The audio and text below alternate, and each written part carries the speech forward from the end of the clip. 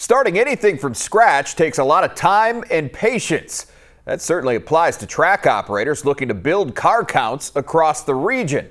Red River Valley Speedway in West Fargo is hoping its latest addition can help boost its profile in the long run. Shawn has more in this week's Inside Track, which is presented by Dakota Speedway. It's been quite some time since the roar of a sprint car engine could be heard on a weekly basis here at Red River Valley Speedway in West Fargo. But this summer, that's changed. We've been talking about it for a couple of years, just kind of under the radar. And we just thought, you know, the timing was right. We have some classes, their numbers are dropping.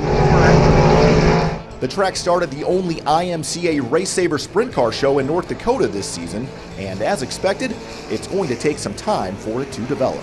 Obviously, it's going to be a competitive class once we get it going, but it's close to home. This was kind of my home track before I got into the sprint cars. Now to have the sprint cars back here in Fargo weekly, we just need another year here to get some car counts up and get the racing a little better. First and foremost, you need your core group to start, and that's kind of like what we did with IMCA stock cars. And a lot of people forget how many. We only had 4 or 5 of them when we started, and now we're getting over 20 plus every week. Veteran Ty Hanton is a part of that core group to help get this endeavor off the ground, making the transition to a 305 engine, running the last 7 seasons with a 410 around the region. Engines are considerably cheaper. You got half the horsepower, but it's still racy and competitive. You have a lot of fun with them. I think you talk to the guys that race these cars, they really enjoy it, and we're competitive. The funnest part is just being part of it and being around friends and family again right here around home.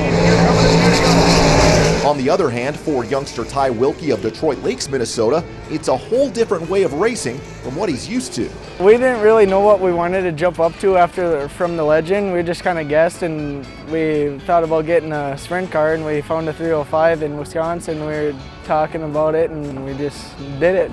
Wilkie won 8 feature races and a track championship in a Legend last summer at the track, but jumping into the driver's seat of a sprint car has definitely given him a different boost of adrenaline.